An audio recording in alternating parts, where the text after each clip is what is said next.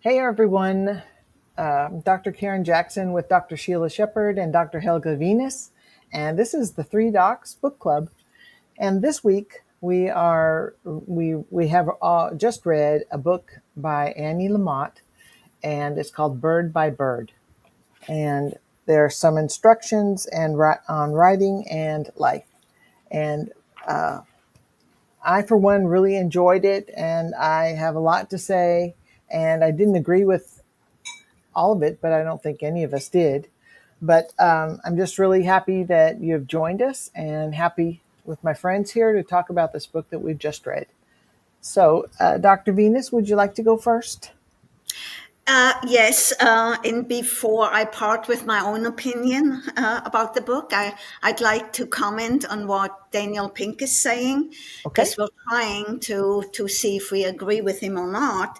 So he says basically that Bird by Bird is an essential lesson for writing, and it helped him to become a better writer. And then Anne Lamott says in her book that being a better writer means you're becoming a better reader. So I do totally agree with that. So the more you write, um, the better you read. So that's a very good quote. So I thought that was good. And then he cites her. She says in her book, writing is much like driving a car at night. You can only see as far as the headlights, but you can make the whole trip that way. So you don't have to see what's left or right of you or behind you. As long as you can see ahead of you, you get to your goal. And her goal is to become a published writer, or was to become a published writer, and she made it. And what struck me of her biography basically is it ties in with the first book that we read. She has grit. She has tenacity. No matter how she felt, how lousy life was, how poor she was, how upset she was, how great she felt, she kept going. So Yeah. that's what really stuck with me.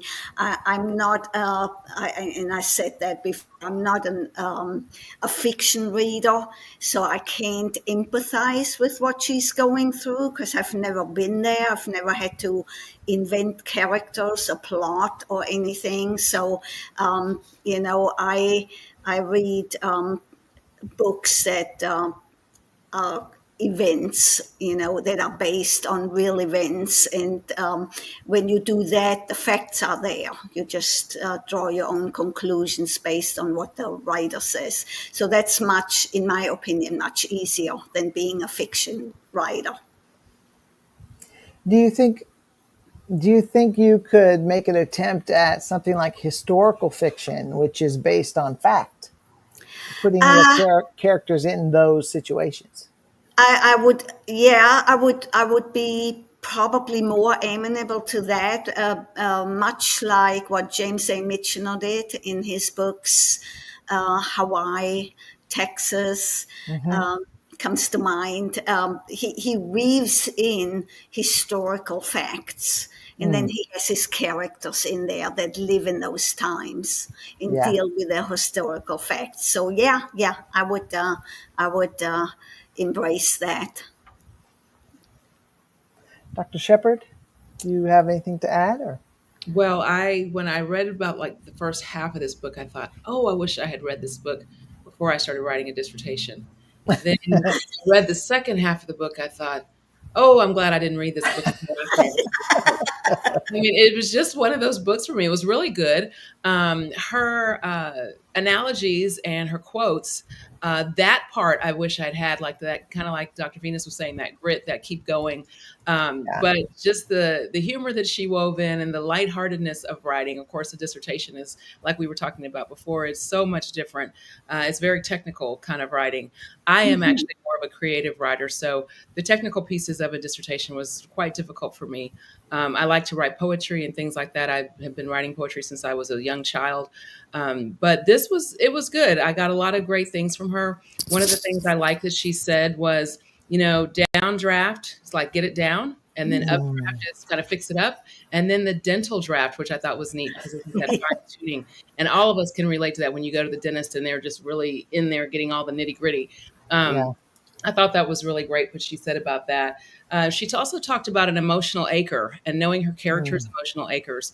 And I took that to my actual real life, thinking, how many people like that I socialize with a lot would I know their emotional acre? And for our viewers, that emotional acre is just kind of like emotional boundaries that people have with each other, whether that's a social boundary, a work boundary, a personal relationship boundary, any boundary that that person has and what their acres actually look like. I thought that was so interesting. As a Mhm. matter of fact, mm, I was walking the campus at where I work, and I heard that part as I was listening to it, and I actually stopped and took a note on my phone about that because I thought that's important to know, not just for her to know the emotional acres of her characters, but it's also important for us in life to know the emotional acre of the people that are close to us. So I thought that was interesting. She had a lot of funny things in there. She spoke about uh, when she kind of talked about lunch, and I don't know if y'all remember that part, but she talked about the types of jellies and jams that would come with lunch and how kids liked certain types and didn't like certain types. She really just brought things home to me, and I thought it was really uplifting book. Like Dr. Venus said, she did go through a lot and has been through a lot in her life. However, she made it through, and I'll share later on with some quotes that she had at the end. But I thought it was a really good book to just learn about how to stick with something like grit and make the best of what you've got. One of the things she said was, "Don't focus on your feet, just dance." And I thought that Yeah, mm, that just gave me chills. That was another time I stopped and took that note because I thought, yeah, yeah. I mean, we can use that throughout our whole life. yeah, Sometimes you have to just dance and let it happen. Yeah. So I That's thought that right. was yeah. That's a great lead into what I was going to say. What was helpful for me, just as far as the mechanics, is the index cards. And yes. as you were saying, you were listening to it, but still you stopped and took a note on your phone.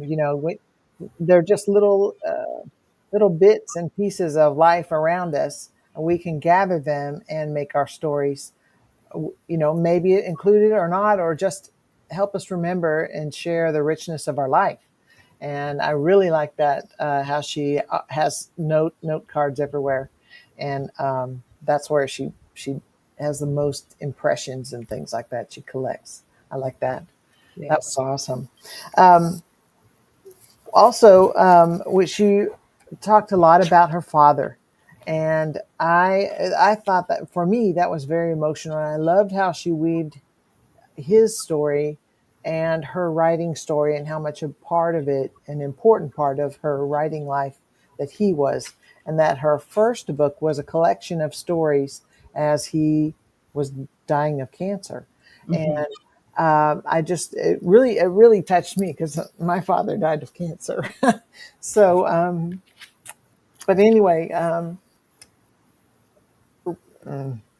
And the same with her friend, the friend yes, that yes. helped Oh her my out with gosh. her son, and Yes. she eventually died as well. And and she was there at the funeral and Yeah. showing her son, for which she got chastised that she made him go there, I think. And um, Well, it's the experiences. If you've had a loved one pass away in your life, there are moments of hysterically funny remembrances of the person. You gather with relatives that you maybe haven't seen in 5 to 10 years, and you are all little cousins when you met, and then you're adult people, and grandma passes away or something.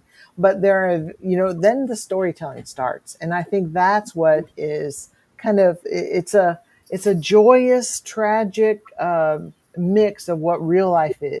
And I just I really liked how we understood a little more of the relationship between her family and her father and her friend, and that was really rich for me, and I won't forget that.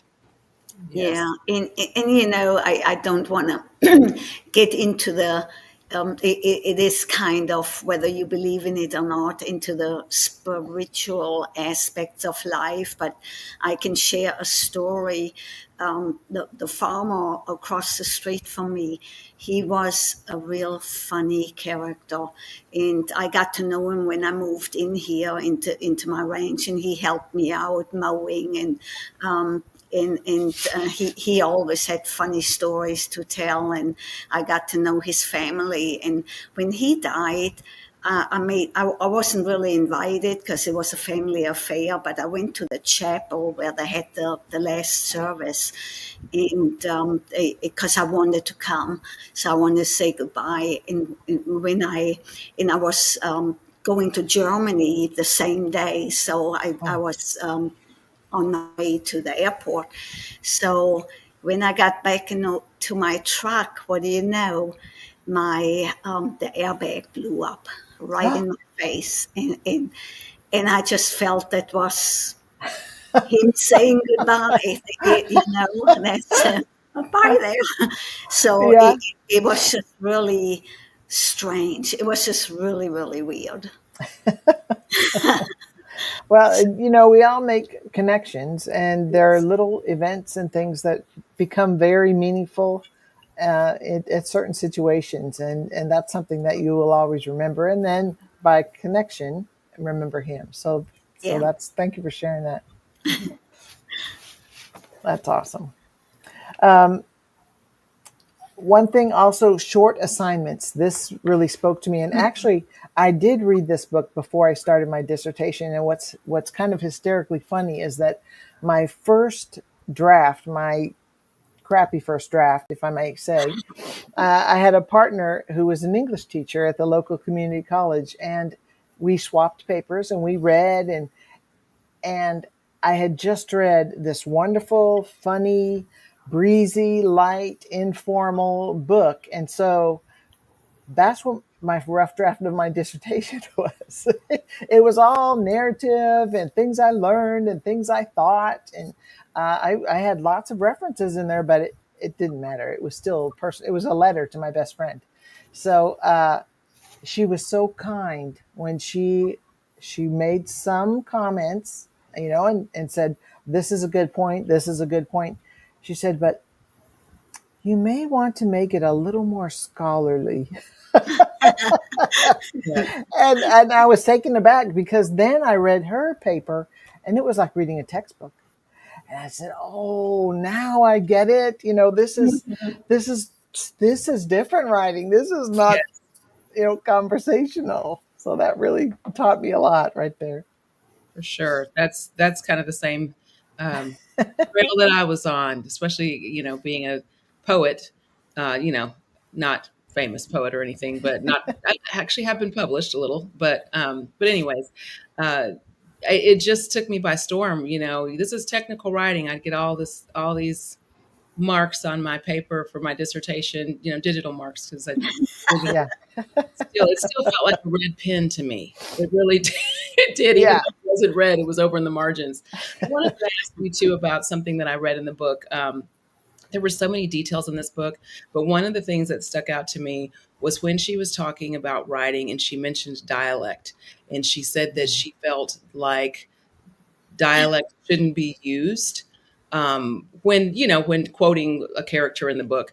I didn't really agree with that. yeah, yeah, I feel like if the dialect is used kind of like salt, not too much, not too little, Right. I feel like you really get to know the character. And so I think yeah, about some books that I have read that have had some dialect in there, and I think it adds to the character for me. What do you? Hmm. yeah.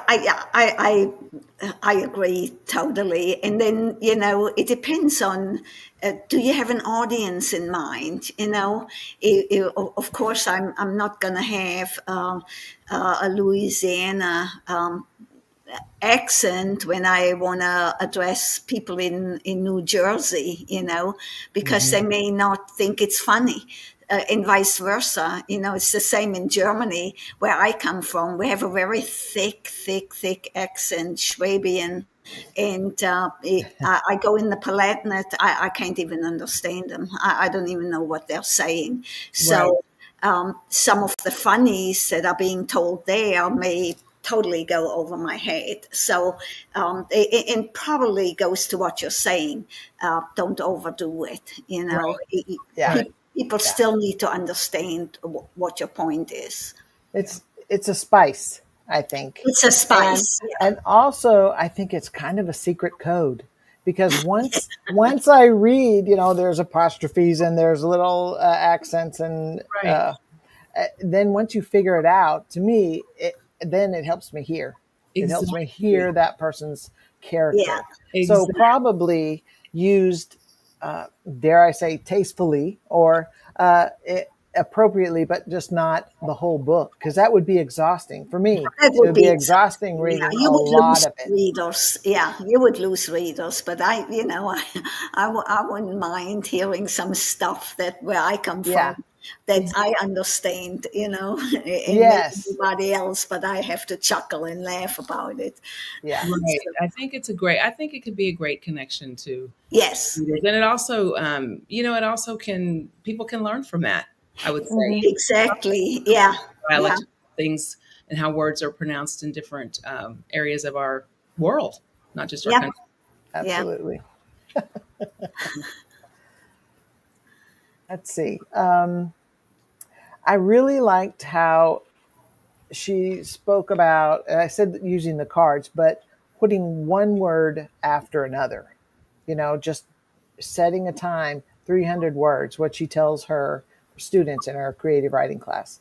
Just sit down every day, write. If you're stuck, do 300 words and then get up and go live your life and have an experience and look around for other things to write about. And so that was very helpful for me because I had the idea that that authors, they just sat down and the novel sprung from their brain and, Yeah, so they didn't have any trouble at all and they weren't distracted. But I do so much of the same things. I sit down, I get ready to write and I think, oh, I need to water that plant. Oh, okay. And I need to turn the dishwasher on so it'll be done. And I can do supper when I'm, blah, blah, blah, blah, blah. All these little birds flying around my head where I need to focus and sit and quiet and breathe.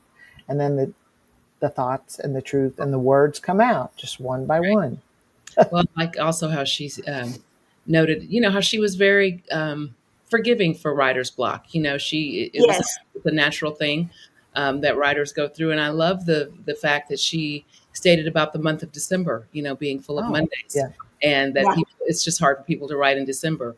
And I wondered why, and then I thought about my own life, and I thought, well, December is just so busy with everything. Like everything, you're wrapping up things, literally, closing out things for the year and then wrapping up gifts if you participate in all of the Christmassy things. And so it can just be a very busy month to have to stop and actually write. And in my own writing, part of my dissertation was written during the holiday season because I was Hmm. off from work at that time. Hmm.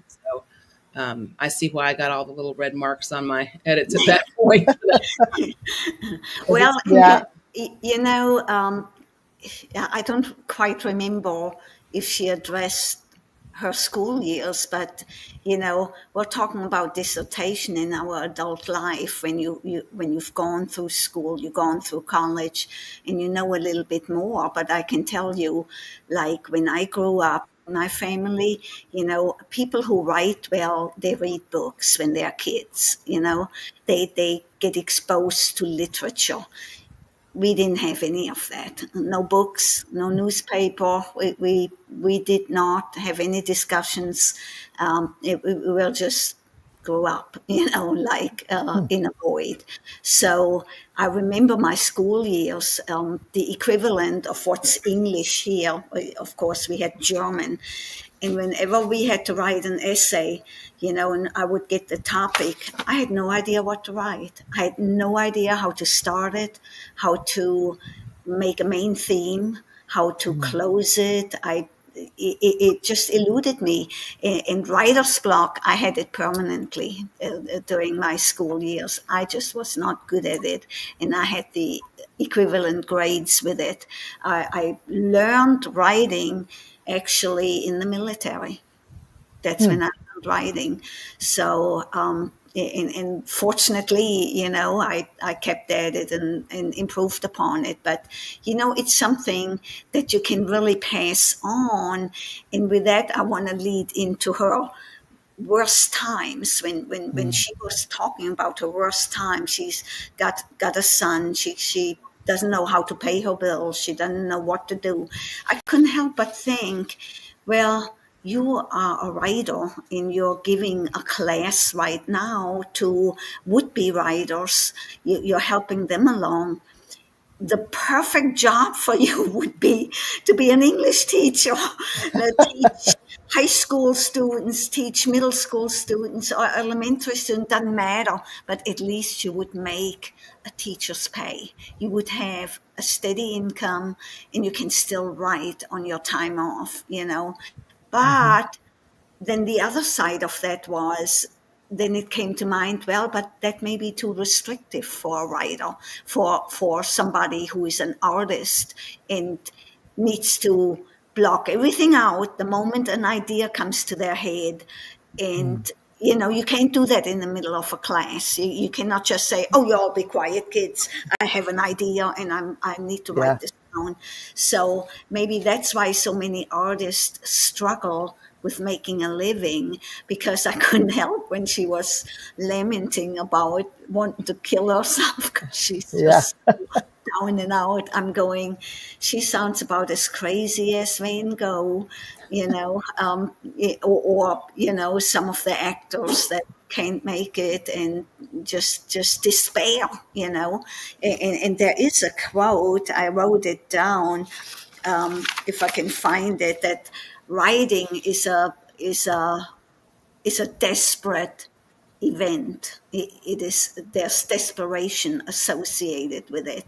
So I wrote that down somewhere, but I can't find it right now. But yeah, that's I can see that, when you want to create something and you just can't get there. Right. Yeah. Yeah. But she stuck That's with it for sure. yeah. She really stuck with it.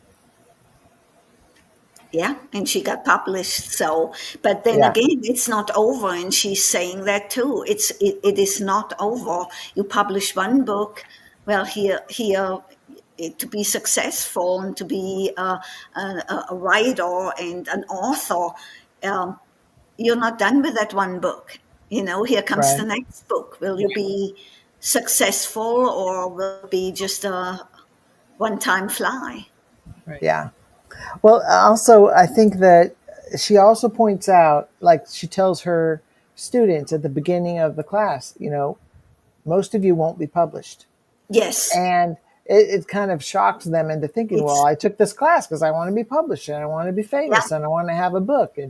And I think she spends quite a bit of time toward the end of the book discussing about the freedom of, you go through this uh, diligence and discipline, and it turns into freedom where you're able to speak the truth and you're able to say what is in your heart, and that is what is what matters, and that's what's truly happening when you're becoming an author is you're able to speak the truth as you see it, and you it doesn't matter who you're talking to or if you get published or not, but that you are living your life. And then uh, let's see, on page 201 she talks about when we have gone in and looked around for a long while, just breathing and finally taking it in, then we will be able to speak in our own voice and to stay in the present moment, and that moment is home. And I just think that kind of gave me goosebumps when I read it, when you're able to speak what's really on your heart. I love That was that. awesome. I just love her. She's just real. Yeah. She's real, and she was very transparent. And for her, I have to give her Mhm. kudos for opening up to her audience in the way she did, not knowing whether we would appreciate it or not, not knowing whether we would understand it or not, or fully agree with her or not. But she really opened up some very deep points of her life, and I have to say I appreciate her taking that transparency to a different level than I've seen a lot of authors do. Right. Yeah. Right.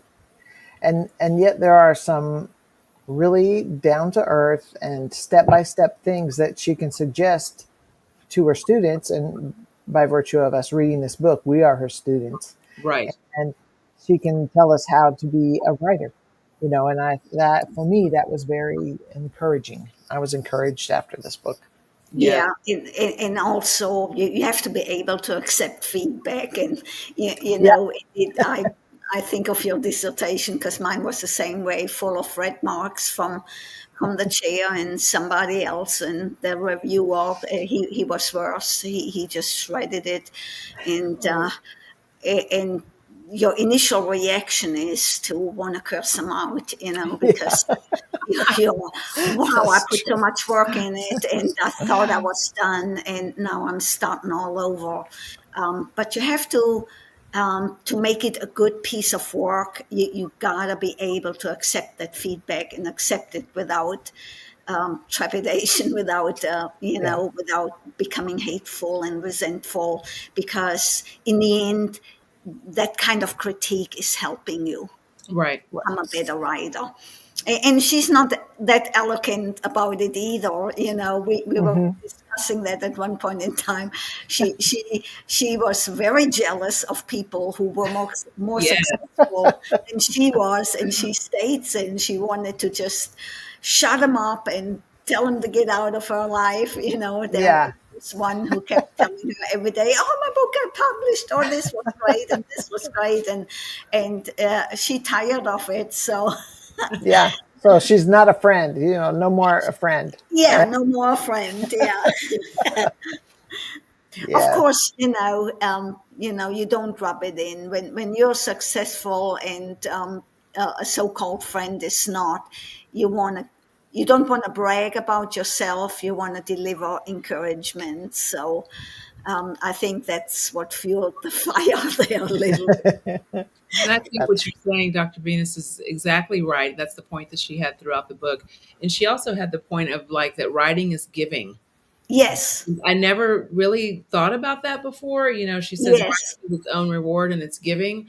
Um, I kind of used to write just for my own, for myself and my own satisfaction. But when you talk about the edits and all the red pin marks and everything that we've discussed, it truly is a gift to write and to be able to have people and readers read and enjoy it, or Yeah. just Yeah. discuss it. They don't necessarily have to enjoy it. They can just discuss it and debate about it. I love the Mhm. part where she's talking about know your audience, and she's talking about what do we want, and they expect the crowd to say peace, and when do we want it now, and she asks what do we want, and the kids yell out lunch because that's what know your audience. I laughed out loud when I Yeah. right. Yeah. You got to know who you're asking, and you got to if you're Yeah.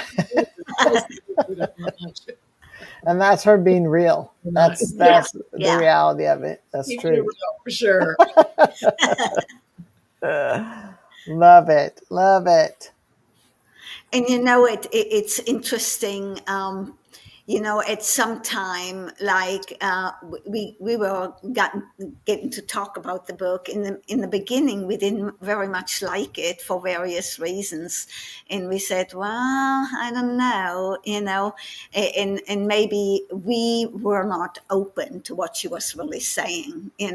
But as I got along, read along in the book, it became so much better because Yes. I think we finally understood her message. So, I um, agree with so that. it was a tough beginning, Yes, but a glorious end. for sure. I think a lot of that is because it's something that traditionally I probably wouldn't have read. Yes, And I wouldn't have picked it up at Barnes and Nobles. I wouldn't have even known to pick it up. yeah, But now that I have, it's a really good book. And that's why yes, Hmm. I was texting Dr. Venus saying, I'm not sure about this book. And then after a few pages, oh, I think it's okay. And then at the end, I'm like, yeah, hey, it really was a pretty good book. So it just kind of, I loved it because I recognized myself in all those yes, little distractions, and I think that it was it was good for me to go back and look at what's important and to help focus. The importance is the actual writing and the experience of doing it. That Right. was helpful for me. Such a good book. Yeah. And it's like, for me, it was almost, she has so many asides and so many extrapolations and other context and other quotes and things like that. It's almost like it's 47 books in one to me. I Yeah. mean, she has Yeah. this storyline, but then she talks about theater and she talks about poetry and she talks about artists and Yep. God and relationships, that it was really it's Yeah. it's more Well, than just yeah. one read, I think. And it's what makes up a life. It's not just the writing. It Yeah, makes yeah, her. So her Right. life. And right. it's like her entire writing process, because as we write, life is still going on. And so Yes. she True. brings that to light in this book, that life is still happening around her. Thoughts are still here and there as she, in the writing process, as you would still try to focus on that one piece that you're doing or working Yeah. on. Absolutely. Absolutely. Oh my goodness. It flies by. The time It flies sure by. is. We're at 31 and we have a listener. Woo! Good to see you, Karen. Thank you for commenting. Karen, And that's my sister. oh, is it? Yes. Woo! Oh my God. Hello, Sheila's sister. Wonderful. Hi. Oh, awesome. Well, thank you, everyone. And thank you, Dr. Shepard. Dr. Venus, would you like to do one last word, or are Well, we shall good? we introduce our next book? Oh, yes, That would be yes, great. yes. Yes. And now, who has read it before? Have either of you read it before? I no, no. No, I I haven't just either. started a couple of pages because I wanted to see if I can listen to it, and Oh, okay. so Well, yeah, Dr. Venus, what's the name of the book and who is it it's by? rule makers, rule breakers, and I have to Michelle Michelle Gelfand. Gil, Gelfand? yeah, Gelfand, Okay. Michelle Gelfand. Okay. All right. So next week, same time, same place, as far as you Yes, know. And if there is a better time, then contact us. I have to get us an email yeah, yeah. or comment. If this is not a good time, then we'll figure out a better time.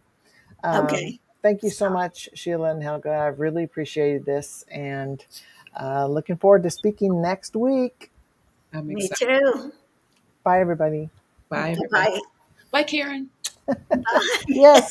Goodbye.